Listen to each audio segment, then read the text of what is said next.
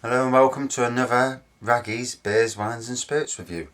Tonight I've just done a review of a little French lager, a little stubby, and now we're on to slightly better. Got it from Morrison's the other week, noticed a dented tin. 59 pence for a dented tin. You can't fault that, as long as it's not leaking, there's nothing wrong, as long as it's sealed.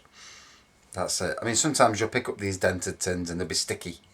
That's only because they haven't been washed. Like I say, as long as they're solid, like that, you've got nothing to worry about. So, anyway, this is Heineken. Heineken, the group, also own the likes of Strongbow, Foster's, and a lot of other brands. So, John Smith's, a much bigger company than what you think, and they've got shelf space on every single big supermarket, and obviously I don't know whether they pay for the shelf space, but they certainly have got it. So it's a 5% premium lager. Years ago, this used to be the beer. I used to love Mansfield Bitter, and then Mansfield Bitter seemed to die a death, and then I went on to drinking Heineken back in the day. And Heineken was one of my favourite lagers. So this is going to be interesting. I've not had Heineken out of a pump for a while now. I've certainly not had it out of a can for a long while. So this will be interesting. Right, I'll crack it open and hopefully I can get it open.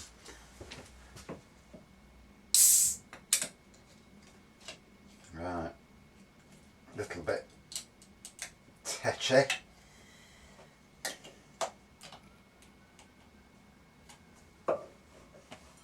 Sticking my finger in. It's on the wonk, so there we go.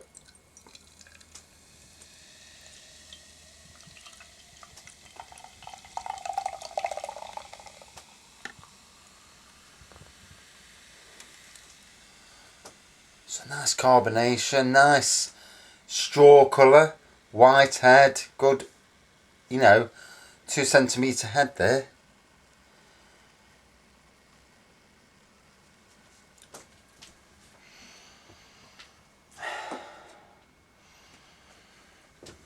Nice light malty smell with a bit of floral.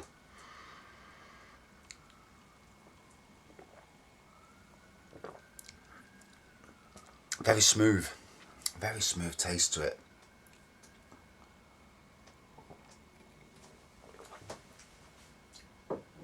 Like I say, it did used to be one of my favourites, and it's priced at the higher end of the scale compared to you go in supermarkets, you've obviously got your basics or your cheap lagers, Skol and basics, them sort of things.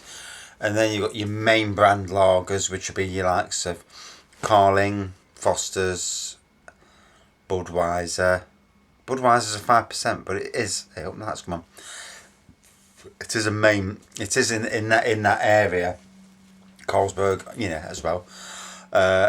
And Stella is also in that area. And then you get your premium lagers, which are more pricey. Peroni's the priciest of a lot these days. It's got a real strong name to it, and probably the top brand lager of the lot at the moment. There's Birra Moretti, Corona, Heineken Sol, San Miguel, Estrella, Amstel. But although Amstel actually these days is it been marketed that much, it probably falls in close to the Carling area. Let me just bring up some reviews. The people behind it. So Heineken lager beer, or simply Heineken, I call it a lager. I don't call this. There's a thing where it's bloody confusing when you go on these aisles in the supermarkets and they class lagers as beers, because let's be fair, beer is normally classed real ales as beers. Like John Smith's is a beer, Heineken is a lager. So yeah, it's a little bit confusing. So let me try and I'll tap in reviews, because all I'm getting is a lot of Heineken stuff. There we go. Right. Ooh. Seems it's got some low scores actually. I've just looked at beerrate.com, rate beer rather, and they actually quite a low score. So, right. So, the overall rating is 2.7. This is at beeradvocate.com. The overall rating is 2.72 out of 5, and that's classed as poor, and that's from 5,291 ratings. So a lot of people obviously not that keen on it. Made with 3 ingredients, also known as Heineken Pilsner. Made of 3 ingredients, and they're all natural: barley, hops, and water. Yeast is an important part of the brewing process, but it's not an ingredient. Our natural A-yeast products produce a fruity flavour that is key in making the Heineken you know and love, and is filtered out after fermentation. So let's bang a few reviews out. Now someone's given it a 4.33 out of 5 from a can. So we'll have a look at that. So the looks, very pale coloured lager, yellow straw colour. From what I remember, it used to be a bit darker coloured. Decent foam head, fades rather quickly, leaving an excellent glass lacing. Yeah, you can see the lacing still. Smell, pungent aroma of hops and barley. Subtle sweetness and mustiness. Taste, clean and crisp, delicious. I think this sets the standard for Euro lager. It isn't meant to be anything but a smooth, easy tasting beer. I did say it was smooth as well, so I'm glad I got that right. And it is easy tasting. You know, it's very palatable. And they do a fantastic job with quality and consistency. Drinkability is very high, and carbonation is medium low, which I appreciate. Yeah.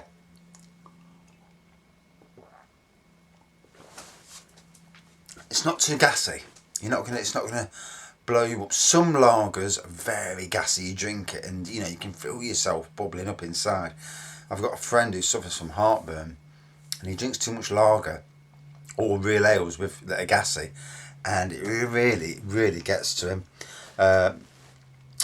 Not too bitter or too sweet. If you're concerned about the possibility of beer going bad, I would get it in cans.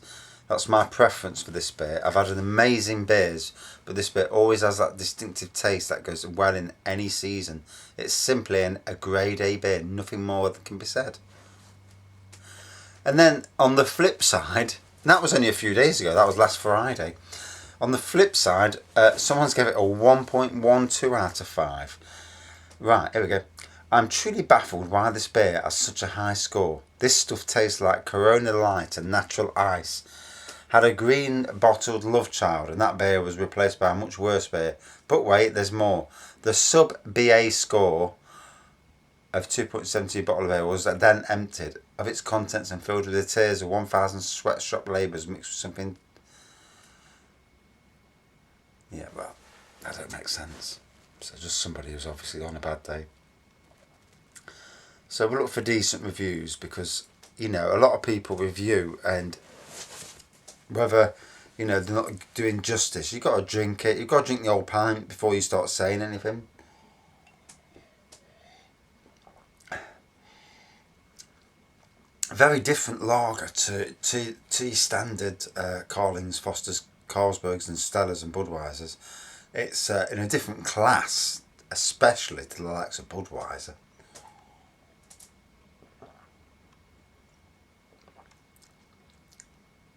Very smooth, very drinkable.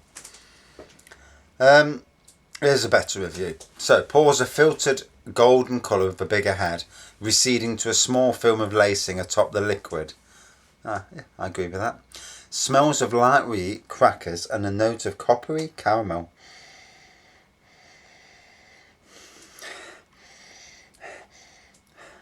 I can't believe that, but it does actually smell of coppery caramel. Absolutely unbelievable.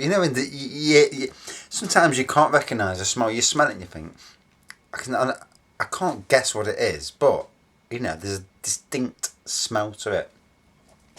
Has a light and refreshing mouthfeel due to a well-rounded, effervescent carbonation and an easy drinking light body. Tastes of white bread dough. Don't know, I've never tasted white bread dough, to be fair. A sparkly, mineralic, aqueous quality and dried grass, which generates a light bitterness. Turns dry then, with the malts surprisingly turning a bit lighter, opening up the palate for a decent, long-lasting hop dryness. Finishes with a prevailing bitterness atop a very silk-appearing aqueous foundation, which remains interesting due to its perfectly nuanced combination. This bloke really knows his long words, doesn't he? This is a very solid, thoughtfully and cleanly executed lighter lager with an astonishing rustic herbal dryness. Its hoppy edge sets this miles away from many other industrial brewed beers of its kind. So yeah, I have to agree. I can't agree with some of that, but there is some of it I can agree with. But yeah, colour. It's not as fizzy as other lagers that you see.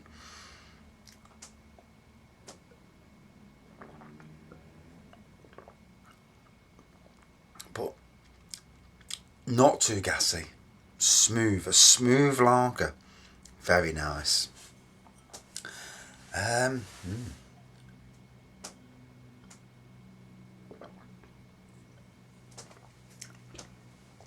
is like a metallic taste somewhere in there. Unless it's off a filling in my mouth. It might be that, you never know.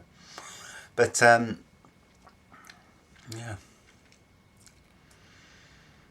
Strange. But, yeah. You can feel the strength in it as well. You know, that 5%. If I've said before, with beers and lagers, when you drink the same thing every day, your body gets used to it and it doesn't hit you. When you drink a new beer and then drink something else that's new, your body doesn't know that beer, and that's, you know, what gets you.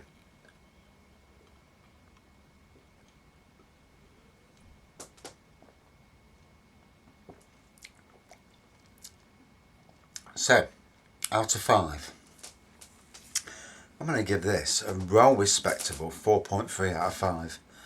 I really like it. Used to drink it years ago.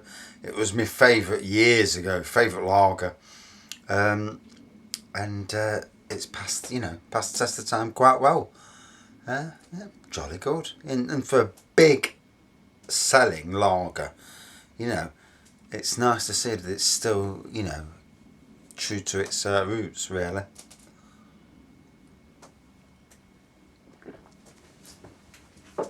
Oh, well pleased with that, and I can tell it's gone to my head.